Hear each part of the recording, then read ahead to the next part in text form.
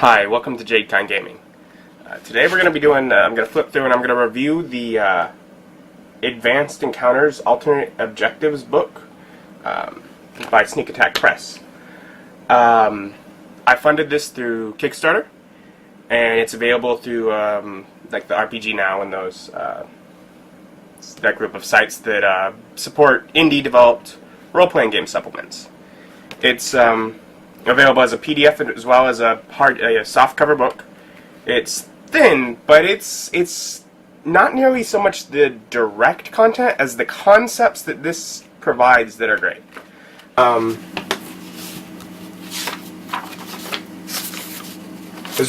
The book is divided into 3 chapters. The first being the types of objectives, the second being our things to consider, and then the third is the sample ones. Sample ones are all for a fantasy setting, and they're good to show you how to use them, and you may, if your campaign supports it, if the story works, that's great. But it's really these first 2 about the types to do other kinds of encounters that's the important stuff. And I mean, that they get in 20, and then the samples take up another 15 pages. But it's that first, half the book, little more than that really is the great ideas that you can then expand for your own games that you're running.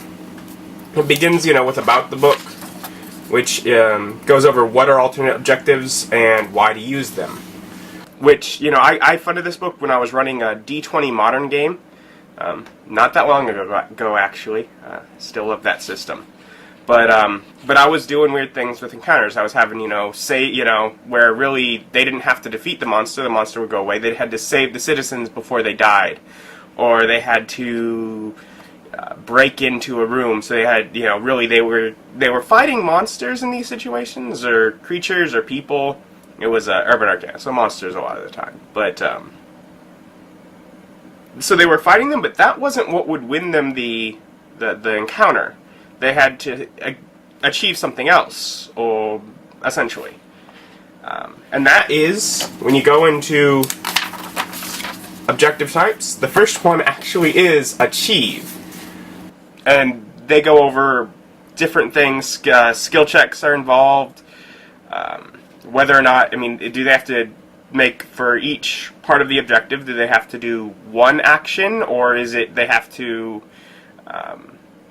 make multiple rolls, maybe, a strength check to move something, move a large bar, and then a disable device to actually unlock the lock on the door. So if there's 2 types of locks on a door, and they had to achieve getting through the door, as a very simple example. They go over other considerations, and the fact that really are the enemies going to be actively trying to stop them from succeeding at this. Then we get our next type, which is escape, is our next objective type that they go through, which is running, essentially trying to get out of a place. They give an example of like a collapsing cave, and just that it makes it almost like a chase, but the monsters, while perhaps trying to stop them, are not necessarily, alternatively, could be trying to escape as well, but it's not really a chase in trying to get away from those that are fighting you, it's trying to get away from, or it could be. But yeah, escape, or variant, is breach, which is trying to get into a place, in the same sort of vein. Hold is like to hold a location just long enough, hold the mountain long enough for the helicopter to arrive. Obtain, if you have to like steal something or get something away from someone. Prevent, which is essentially like if the enemy has an achieve, and so the enemy's trying to achieve something, and you're trying to stop them. So it would flip the table, which is brilliant. And then they go into combinations and different ways to combine them. Do you have to do 2 different things at the same time? Do you have to, of these same goals, do you have to do one then the other? Can you do one or the other to finish the encounter? Or blend them? And really, ultimately, what these are types of encounters. The typical one is slay the enemy. You would fight the enemy until it's dead. These are different goals for combat.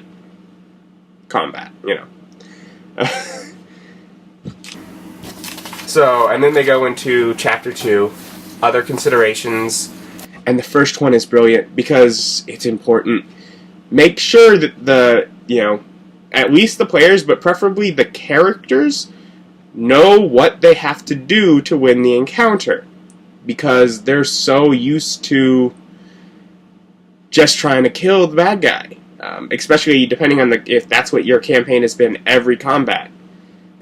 This enables you to give them something different, but they have to know it. Otherwise, they're just going to try and kill the bad guy. Different ways would be to make it where the bad guy's too powerful and they realize they have to do. Or in my D20 Modern game that I was running when I backed this, a lot of the times they were on a team and they were sent out on missions. And so I had the very easy way of just telling them, here's what you have to do. And they bring up another consideration. Fatal are important. And earlier on they brought up the chance of failure. In a normal combat encounter, in order for the team, for your players to lose, they would die. Which kind of ends the campaign, and I mean, some DMs don't, are fine with that. Me, personally, I don't like killing my players. That is a negative thing for me. I don't like doing that. I try very hard to make an encounter where it will challenge them, but where they're not going to die. If they die, I feel that I've done something wrong. I've put them against something that was actually, unless they did something stupid. If they do something stupid, that's their fault. But if they do the best they can and die, I've messed up the encounter. I've done something wrong. But with these kind of encounters, they can fail the encounter and still live to try and fix it some other way, and it just expands the story. They go over in here skills, how the ideas of setting DCs, time to prepare is often more possible than just a random combat. The fact that there'll be NPCs involved more likely that aren't fighting, and then winning without a fight. Which I had in that same modern game, I had a full combat planned out. And I had one of the characters go in and bewilder them with his stupidity. And make a few key checks. And really, they got out of an entire, long combat session by just fooling the guards with the big, strong guy that was an idiot. And the players loved it. It was wonderful, and I could have never planned it, because I don't know what my players are going to do always. You can't predict that. I try to. Later on, I tried predicting that he would do that, and then he wouldn't, and he just bashed their heads in.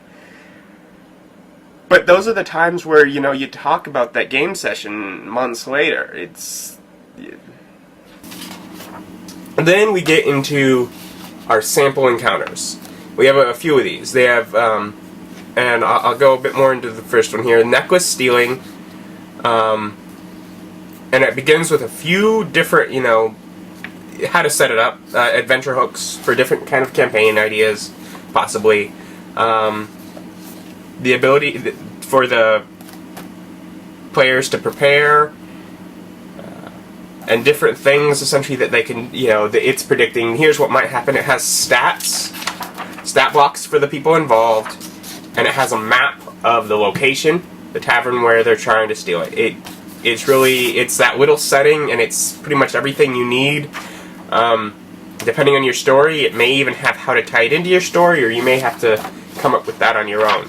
But they have one for stealing a necklace, caves of ice, which is either trying to escape collapsing ice cave with different, breakthrough walls and stuff, essentially guidelines for all that, while being attacked by elementals, or trying to breach, trying to get through it, past everything in a short amount of time, to quickly get into the area beyond.